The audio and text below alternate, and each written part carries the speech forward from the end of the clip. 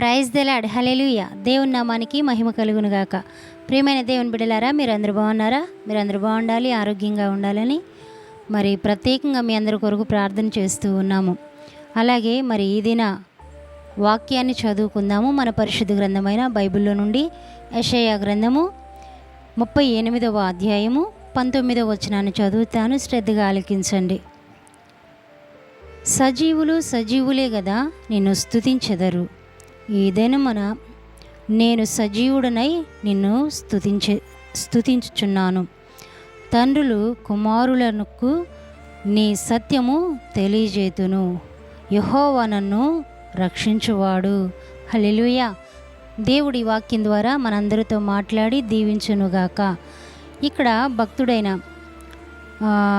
మరి యెషయా గ్రంథాన్ని రాసిన భక్తులు ఈ విధంగా రాస్తూ ఉన్నాడు. ఏమని? సజీవులు సజీవులే కదా నిన్ను స్తుతించేది. నిన్ను మరి ఈ దినము నేను స్తుతిస్తూ ఉన్నానంటే నేను సజీవుడిగా ఉన్నాను కాబట్టి నేను స్తుతిస్తూ ఉన్నానని. నిజమే కదండి. ఈ రోజుల్లో సజీవులుగా బ్రతికి ఉండాలన్న ఒక గొప్ప మరి కోరికను దేవుడే తీరుస్తూ ఉన్నాడు. ఈ దినాలు ఎలా ఉన్నాయంటే భయంకరమైన దినాలు. ఎక్కడ చూసినా ఒక క్షణంలో ఇప్పుడున్న మనిషి కాసేపటికి కనపడటం చాలా అరుదైపోతూ ఉంది. ఎక్కడ చూసినా హఠాత్తు మరణాలు, హఠాత్తు యాక్సిడెంట్లు, హఠాత్తు హార్ట్ అటాక్స్, ఇలాంటి కొత్త కొత్త రోగాలు మనుషులను పట్టి పీడిస్తూ ఉన్నాయి. ఆరోగ్యంగానే ఉంటున్నారు, ఆరోగ్యంగానే తిరుగుతున్నారు, కూర్చున్నవారు కూర్చున్నట్టే మరణిస్తూ ఉన్నారు. ఇలాంటి భయంకరమైన దినాల్లో మనం బ్రతుకుతూ ఉన్నాం కదండి. అయితే ఇక్కడ భక్తుడేమని రాస్తూ ఉన్నాడు? సజీవులు సజీవులే కదా నిన్ను స్తుతించెదరు. ఈ దినము నేను సజీవుడినై నిన్ను స్తుతిస్తూ ఉన్నాను. హల్లెలూయా. నిజమేనండి.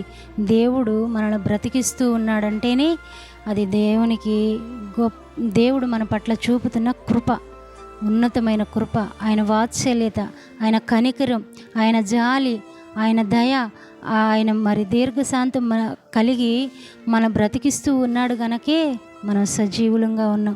నిజంగా ఇట్లాంటి భయంకరమైన దినాల్లో మనం బ్రతికి, అపాయకరమైన దినాల్లో మనం బ్రతికి ఉన్నామంటేనే గొప్ప భాగ్యం కదండి. అందుకే సజీవులంగా ఉన్న మనం ఏం చేయాలంట? దేవుని స్తుతించాలంట. హల్లెలూయా. దేని ద్వారా దేవుని స్తుతించాలి? దేవుడు మనకిచ్చిన ఆయుష్కాలాన్ని బట్టి ఆయన స్తుతించాలి. ఆయన ఇస్తున్న ఆరోగ్యాన్ని బట్టి ఆయన స్తుతించాలి. ఒకవేళ మనం అనుకోవచ్చు, కొంతమంది దేవుని కలిగి ఉండి కూడా ఎన్నో రకాలైన రోగాలు, వ్యాధులతో మరి పోరాడుతూ ఉన్నారండి. అయినా కానీ ఆ పోరాటంలో కూడా దేవుడు నిన్ను సజీవుడిగా ఉంచాడు కదా. హల్లెలూయా. ఆ పోరాటంలో కూడా కొంతమంది ఆరోగ్యంగా ఉన్నవారే ఒక క్షణానికి మాయమైపోతూ ఉన్నారు. రోగములో ఉన్న నిన్ను, బలహీనతలో ఉన్న నిన్ను, వ్యాధితో ఉన్న నిన్ను, అసలుకి ఎప్పుడో మరణించవలసిన నిన్ను దేవుని మహాకృప చేత ఇప్పటికీ సజీవుడిగా ఉంచాడు కదా. మరి ఆయనకి మనం ఏమి ఇవ్వగలం? అందుకే భక్తుడు ఇలాగూ అనుకుంటా ఉన్నాడు, సజీవులు సజీవులే కదా నిన్ను స్తుతించెదరు. అందుకే నేను ఈ దినము నిన్ను సజీవుడినై నేను స్తుతిస్తూ ఉన్నాను అని అంటూ కింద వాక్యములు అంటా ఉన్నాడు. తండ్రులు కుమారులకు నీ సత్యమును తెలియజేతురు. హల్లెలూయా. ఏంటి సత్యం? దేవుడు మనకి మేలు చేసి ఆయన కృప చూపి మమ్మల్ని బ్రతికిస్తూ ఉన్నాడని మన బిడ్డలకు, మన కుమారులకు మనం తెలియచేస్తూ ఉండాలంట. అంతేకాకుండా యెహోవా నన్ను రక్షించువాడు. హల్లెలూయా. ప్రతిదినం ఇప్పటి వరకు సజీవులుగా ఉంచటమే కాకుండా ఇక ముందు కూడా రక్షించేవాడు ఎవరైనా ఉన్నారు అంటే యెహోవాయే నన్ను రక్షించువాడు అని భక్తుడు మాట్లాడుతూ ఉన్నాడు. ప్రియమైన సహోదరులారా, మరి ఈ మంచి వాగ్దానము ద్వారా, ఈ వాక్యము ద్వారా దేవుడు నీతో మరి మాట్లాడుతూ ఈ మాట అంటా ఉన్నాడు. నువ్వు సజీవుడుగా ఉన్నావంటే అది దేవుని కృప కాబట్టి సజీవులంగా ఉన్నాము గనుక ఆయన స్తుతించాలి. ఆ స్తుతి మనతోనే ఆగిపోకుండా మన పిల్లలకు కూడా అది తెలియచేయాలంట.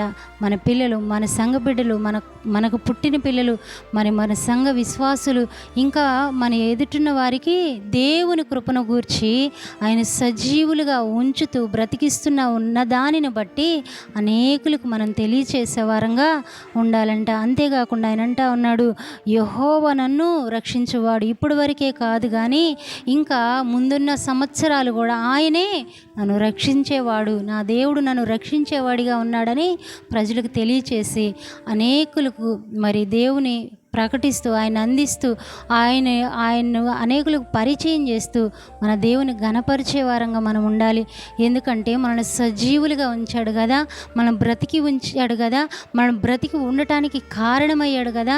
అట్లాంటి గొప్ప దేవుణ్ణి నిత్యము స్తుతిస్తూ ఆయన నామాన్ని ఘనపరుస్తూ నిత్యము ఆయనకి కృతజ్ఞులమై బ్రతుకుతూ ఆయన ద్వారా దీవించబడాలని ప్రభు పేరట కోరుకుంటూ ముగిస్తూ ఉన్నాను. హల్లెలూయా.